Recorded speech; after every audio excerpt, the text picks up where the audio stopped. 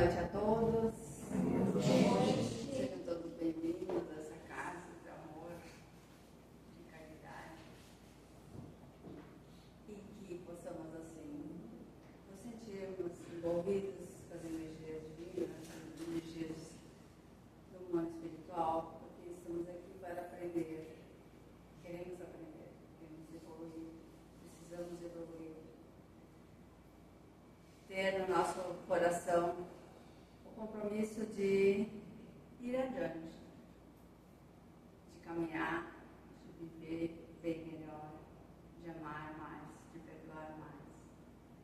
Se nos sentirmos mais conectados com nossos irmãos em Cristo.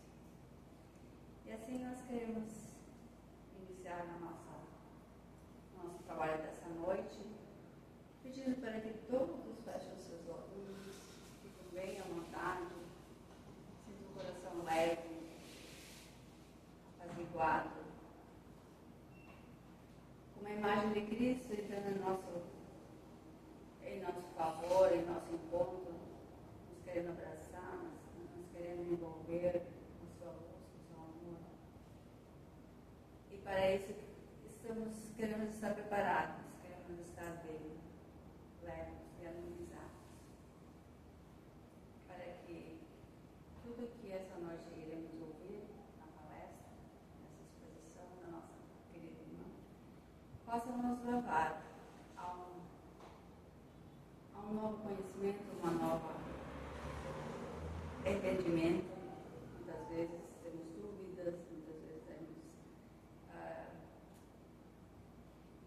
a gente não tem assim uma perspectiva muito forte, muito verdadeira, muita dúvida ainda nos coloca diante de nós.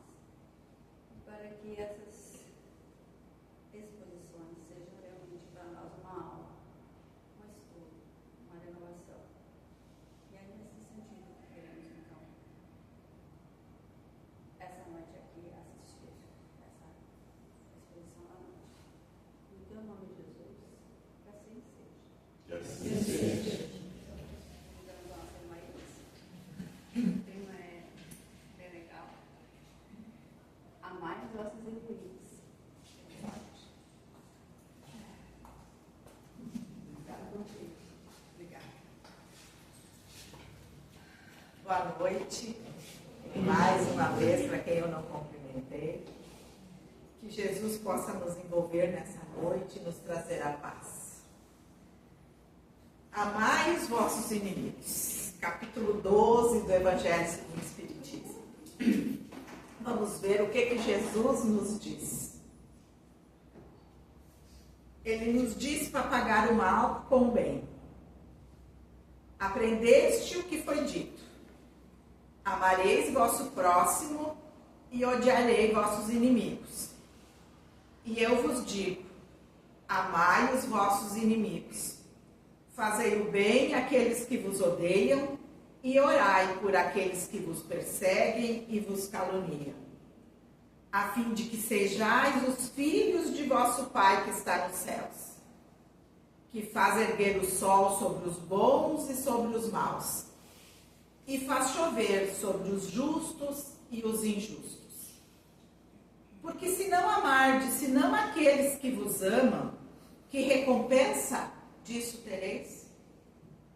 Os publicanos não o fazem também?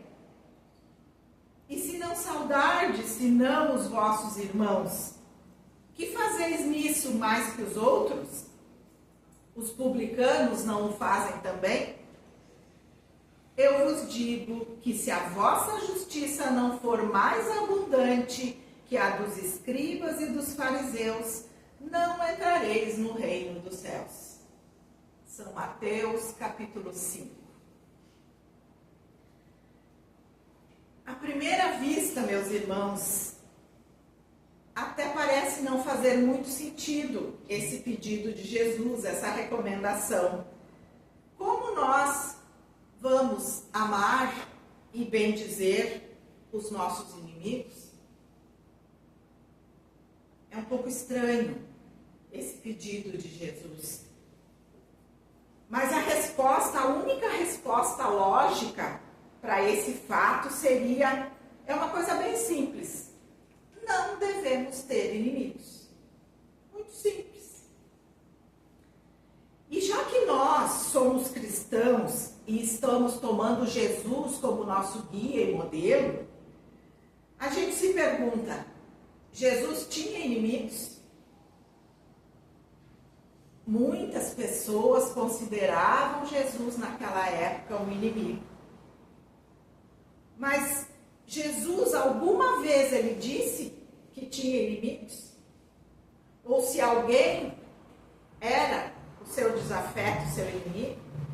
A gente nunca ouviu da boca de Jesus dele falar que tinha algum desafeto.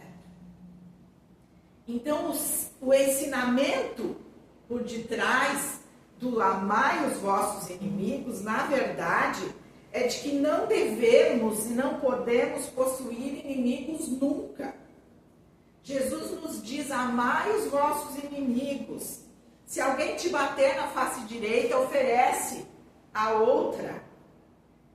E Ele mesmo nos ensinou com o perdão na cruz, quando Ele pediu perdão ao Pai por nós. Pai, perdoa-lhes, porque eles não sabem o que fazem. Foi um ensinamento muito grande que Jesus nos deu sobre o perdão, porque olha tudo que Ele sofreu nas mãos dos romanos, de todos, dos seus algozes, e mesmo assim Ele pede perdão por eles. Então nós temos que assimilar a ideia de que estamos sempre errados quando nós consideramos alguém como nosso inimigo, como nosso desafeto. O espírito de bem, o espírito cristão, que nós dizemos que somos, não possui inimigos. Então, provavelmente, a gente deve ter algum desafeto, algum adversário de ideal, de pensamentos. Só que, às vezes, essas pessoas nos consideram, por nós pensarmos diferente, nos consideram inimigos. Mas nós, que temos o entendimento, nós que seguimos Jesus, que queremos Jesus como nosso mestre, nós temos que esquecer essa ideia de inimizade e deixar bem claro para essas pessoas que nós não os consideramos inimigos. E um inimigo não é alguém para a gente odiar, para a gente repudiar. Ele não é uma pessoa má, uma pessoa mesquinha, uma pessoa cruel. E tampouco ele é falso ou indigno da nossa confiança. Um inimigo é alguém que, assim como nós, vê com olhos retorcidos a pessoa comum e carente de amor que nós costumamos ser. Ele nos olha com o mesmo olhar. Então nós, assim como ele, julgamos com a sombra dos nossos próprios sentimentos, reconhecendo no outro o orgulho que nós próprios temos. Então o inimigo não é uma pessoa diferente de nós, mas é o eco daqueles pensamentos que nós lutamos desesperadamente para esconder em nós mesmos. É um reflexo das nossas atitudes. E nós somos o maior inimigo de nós mesmos. Porque sentimentos ruins lutam contra a nossa felicidade. E somos responsáveis por tudo aquilo que nos acontece. E o outro é apenas o reflexo daquilo que nós estamos sentindo. Quando nós mudamos o nosso padrão vibratório, nutrindo o nosso perispírito com sentimentos nobres, o outro acaba correspondendo ao nosso sentir. Porque as vibrações emitidas por seus sentimentos endurecidos não terão mais abrigo em nossos corações. nós mudamos o nosso pensar, o nosso agir, o nosso sentir, automaticamente nós já vamos vibrando para aquela outra pessoa, aquele nosso desafeto. Então, amar os inimigos é uma vitória da alma sobre si mesma. Aquele que consegue amar um desafeto desfaz todos os elos de inimizade, pois o amor puro e genuíno é incompatível com ela. E mesmo que esse antigo desafeto ainda abrigue ódio em seu coração, esse sentimento não é capaz de nos alcançar. Porque a sintonia necessária para a atração das energias não se estabelecerá. Então precisamos sempre vibrar no bem, vibrar coisas boas, para não atrairmos para nós situações desagradáveis. Mas esse amor que Jesus pede para a gente ter para com os inimigos é algo muito difícil também de se alcançar, isso não é fácil. O que conseguimos na maioria das vezes é uma certa tolerância. Por quê? Porque nós ainda somos imperfeitos. Não é fácil o perdão, a gente desculpar. Isso é muito difícil. Então nós precisamos ser sinceros conosco mesmo, assumindo que não é fácil, que é difícil. Mas não mentir para nós mesmos, dizendo que não guardamos rancores, que nós não temos mágoa, que nós não guardamos ressentimento. Porque isso é falso, nós estamos mentindo para nós mesmos. A gente não consegue de hoje para amanhã perdoar. Isso é um trabalho que vai devagarinho. Então, só reconhecendo as nossas dificuldades, as nossas deficiências, é que nós estaremos em condições de modificá-las. Então, tamanha dificuldade é, até certo ponto, justificável, porque é explicado pelas leis de afinidade. Pensamentos ruins geram ondas fluídicas carregadas de sensações ruins. Podem causar mal-estar, ao passo que as ondas enviadas por bons pensamentos trazem simpatia e prazer. Então devemos, portanto, prestar atenção ao que nós estamos sentindo e ao que nós estamos pensando. Porque a pessoa que é o objeto do nosso pensamento estará recebendo tudo aquilo que lhe enviarmos. Assim como nós vamos captar energeticamente os pensamentos dela. Então, por isso, a nossa vigilância aos pensamentos para não estarmos emanando coisas ruins para o outro. E é fundamental que a gente reconheça que as dificuldades por que atravessamos são nossas, não são do outro. Se nós não conseguimos perdoar nem diluir aquela inimizade, é porque nós ainda não estamos preparados para nos desapegar desse sentimento de rancor que nos une ao adversário. Não é o outro que nos provoca, que dificulta, que nos irrita, que nos maltrata ou nos agride. Somos nós que estamos nos deixando atingir dessa forma, em virtude dos sentimentos que estão vibrando em nós. E nós não precisamos nos culpar quando a gente não consegue perdoar de imediato.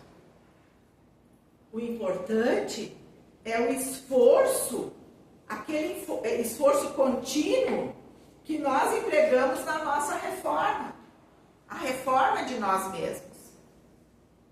Então, se não estamos ainda em condições de amar o inimigo, ao menos vamos tentar não odiar, não alimentar desejos de vingança, não tripudiar, nem ser oportunistas, aproveitando às vezes alguma situação que a vida nos coloca para humilhar aquela pessoa, para zombar daquela pessoa. Não. Então nós notamos que nós estamos começando a amar o próximo, a perdoar o próximo, quando o mal que atinge essa pessoa não nos traz alegria. Que a gente também se sente ruim com o mal que está acontecendo a outra pessoa. Então ali nós já podemos ter aquele sentimento de vitória, que nós estamos conseguindo esquecer, perdoar, não ter aquela raiva. Divaldo foi entrevistado uma vez sobre esse assunto, né, amai os vossos inimigos, e a pessoa que estava entrevistando perguntou como é que devemos agir para não revidar o mal com o mal.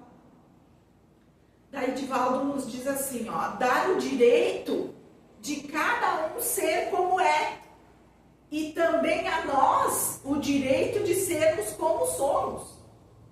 Nunca devolver mal com mal. Se o outro é um caluniador, não podemos permitir sermos igual a ele. Se ele nos caluniou, tanto eu como ele sabemos que é mentira dele. Se a pessoa nos traiu, nós somos a vítima e essa pessoa sabe que é o nosso algoz. Então o problema não é nosso, o problema é da consciência dele. Então toda vez que nós ficamos com raiva, a pessoa está nos manipulando. E nós não devemos deixar que ninguém nos manipule. Não podemos permitir que uma pessoa que está enfrentando problemas e está em desequilíbrio, que ela possa nos manipular. Então não devemos dar a importância que aquele fato, que aquela pessoa se atribui. Não cultivar animosidade, não ficarmos manipulados, dominados pelo ódio, odiando também. Por isso que Jesus diz, dá a outra face. Porque não é para ser batida de novo, mas nós mostrarmos que podemos fazer diferente. Esse é o sentido do dai a outra face. Que eu posso devolver o mal que eu recebi com o bem. A outra pergunta, para não devolver o mal, será fundamental esquecer de imediato? Esquecer é outra coisa. Não devolver o mal depende de mim. Esquecer depende da minha memória. O perdão é exatamente não devolver o mal. Tenha a raiva. Sinta a raiva, mas não a conserve. É normal a gente sentir, mas não podemos conservar, porque essa raiva que nós vamos conservar no nosso coração vai fazer muito mal para nós. Sentimos o impacto e não temos como evitar a raiva, diz o Divaldo. Isso é fisiológico, nós reagimos no momento. Mas conservar a mágoa é da nossa vontade. Então, nós precisamos trabalhar para não conservar essa mágoa no nosso coração. Se eu não revido, não estarei dando razão ao agressor? Perdão não é conivência com a coisa errada. Quando uma pessoa nos agride, eu não estou de acordo. mas simplesmente eu não estou contra. Eu não aceito, eu não estou de acordo, mas eu não estou contra a pessoa. Não é uma atitude para fingir que está tudo bem. Alguém nos prejudica e nos pede desculpa. Daí a gente responde, ok, eu te perdoo, mas daí lá no fundo diz assim, mas tu me paga, eu vou me vingar. Então é melhor a gente enfrentar a realidade e quando alguém nos pede desculpas, a gente responde, não posso. Hoje eu ainda não posso porque eu estou muito magoado. E não fingir que perdoou. Se a gente te diz, eu te perdoo, mas fica remoendo aquilo, no outro dia tu amanhece com dor de cabeça, tu amanhece mal, é porque aquilo ali não foi digerido. Tu só disse que tinha perdoado. E daí fica pensando e remoendo como é que vai devolver aquele mal, aquela ofensa. E é isso que não pode acontecer. Então a pessoa nos diz uma palavra, uma ofensa, e nós conseguimos nos segurar. Ponto para nós. E daí ela vem e pede desculpa. Ai, me desculpa, eu não tive a intenção, tu vai me perdoar? Daí eu digo assim, não sei, eu estou pensando. Mas como que tu não vai me perdoar? Tu não é espírita? Tu não está na casa espírita? Sim, eu estou na casa espírita, mas agora eu não tenho condição de perdoar. Mais tarde, quem sabe. Então a gente não deve ser hipócrita de fingir e lá dentro ficar remoendo, e tentando fazer alguma coisa, né, para o mal. Pensamento, a gente até não faz nada, mas só de pensar. Então a gente tem que olhar para nós e dizer, não, eu não tenho condições. Eu estou triste, eu estou chateada, eu estou magoada. E não é de hoje para amanhã que eu vou perdoar. Mas um dia vem. Se permitir esse tempo também tem a ver com amar a si mesmo, como disse Jesus. Daí o Divaldo nos diz, devemos ser gentis conosco mesmo. Se eu me permito viver magoado, ressentido, sofrendo, com raiva, como é que eu vou conseguir amar o outro? Então eu mereço ter uma vida melhor.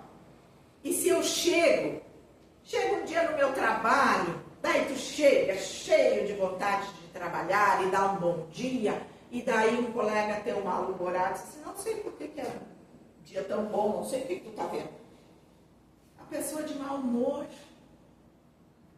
Só que aquilo não pode me afetar.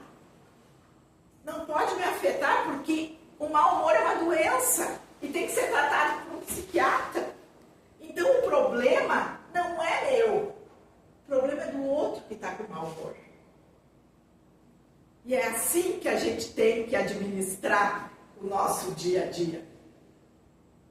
Se o outro está de mal com a vida, me responde mal, passa por mim, nem olha, o problema é dele, não é meu.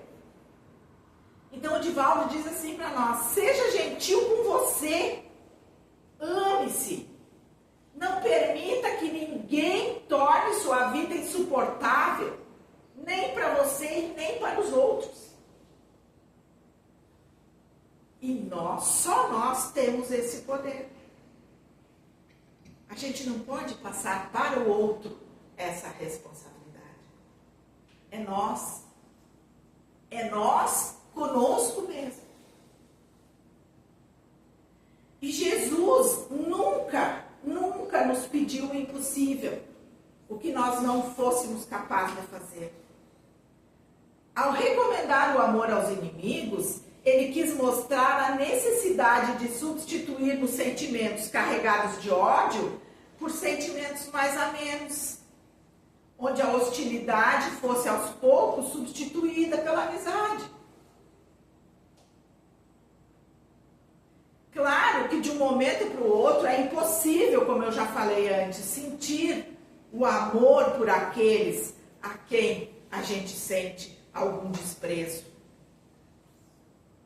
Mas a troca de afeição e confiança entre amigos sinceros alimentam a alma, enquanto a simples aproximação de desafeto nos causa sensações de desconforto íntimo.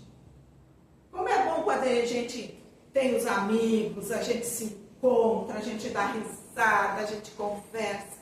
E quando a gente vê uma pessoa assim que a gente não tem, né, ou que mesmo que fez alguma coisa pra gente, tudo, o coração já acelera, tu já sente aquela angústia, uma coisa ruim. É ou não é?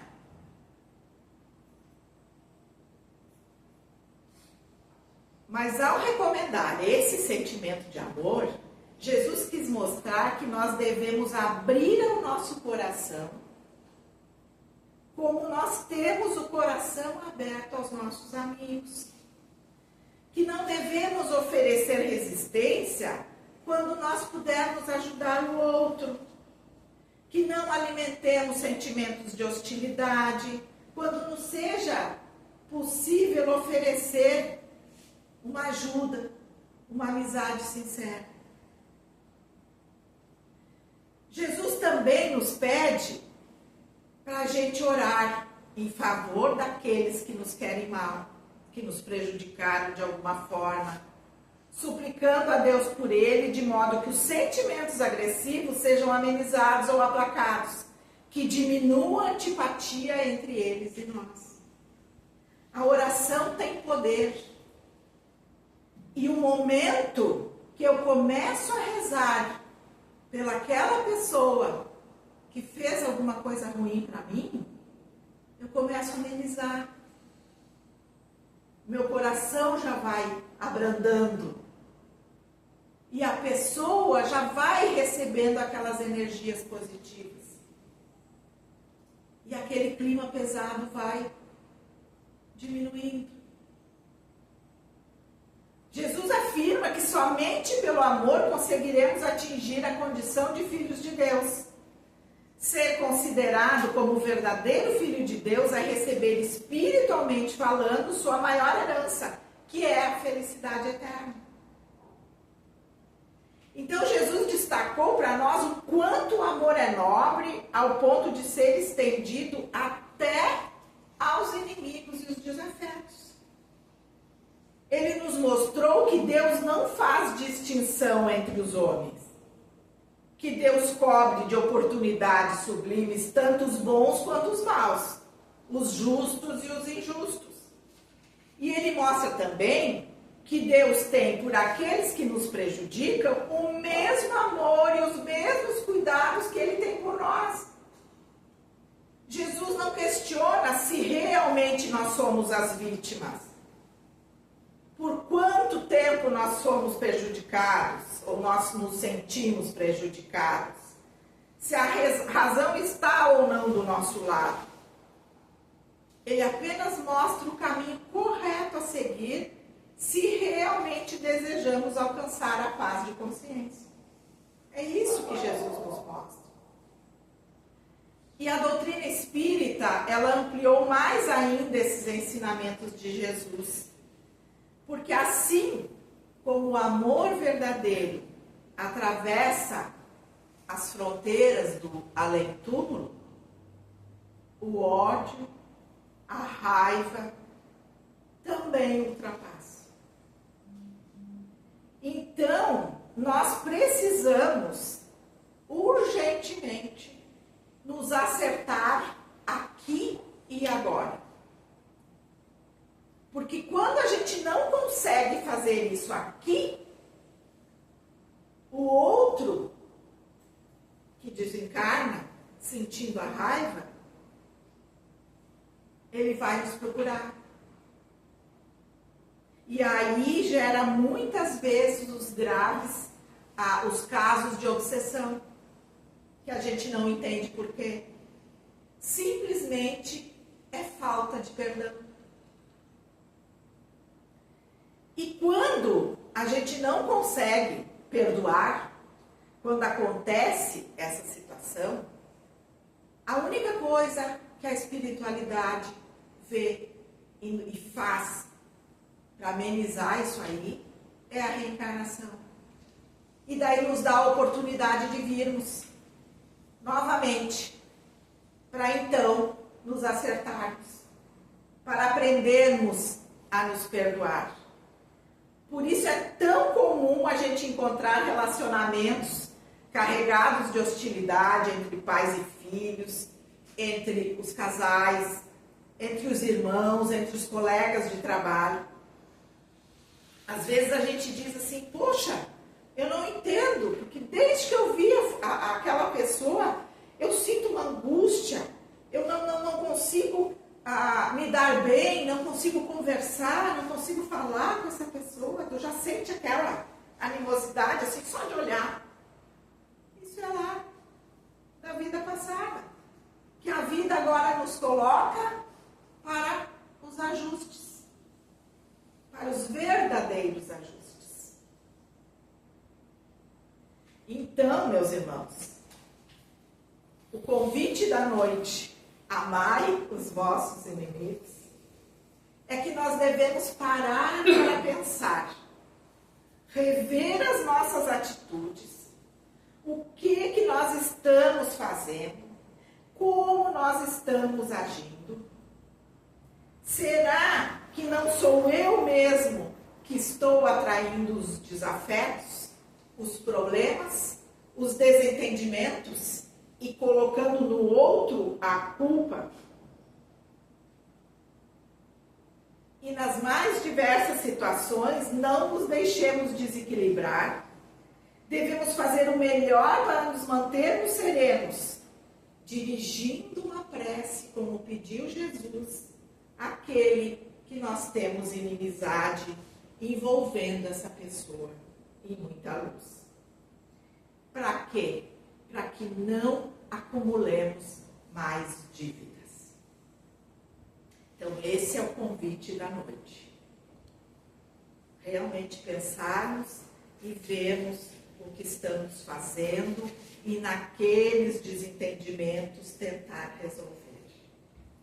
Tentar resolver, perdoar, para a gente não levar junto nada, para não termos remorso, para não termos esses sentimentos de angústia, de mágoa nos envolvendo. E para a gente encerrar, ainda dá uns minutinhos, só vou ler aqui para vocês, no capítulo 12, o item 10, o Espírito Fenelon nos dá um recado. Amai-vos uns aos outros e serei felizes. Sobretudo, tomai a tarefa de amar aqueles que vos inspiram indiferença, aqueles que vos inspiram ódio e desprezo. O Cristo, de quem deveis fazer o vosso modelo, vos deu o exemplo desse devotamento. Missionário de amor, amou até dar o seu sangue e a própria vida. O sacrifício que vos obriga a amar aqueles que vos ultrajam e vos perseguem é penoso. Mas é precisamente isso que vos torna superiores a eles. Se vós os odiais como vos odeiam, não valeis mais do que eles. É a hóstia sem mancha ofertada a Deus sobre o altar dos vossos corações.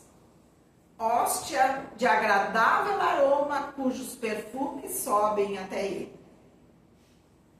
Ainda que a lei do amor queira que se ame indistintamente a todos os irmãos, não endurece o coração contra os maus procedimentos. Ao contrário, é a mais penosa prova, eu o sei, uma vez que durante minha última existência terrestre experimentei essa tortura. Mas Deus lá está, e pune nesta vida e na outra aqueles que faltam à lei do amor. Não vos esqueçais, meus caros filhos, que o amor nos aproxima de Deus e que o ódio nos afasta dele. Muita paz, meus irmãos. Vamos agora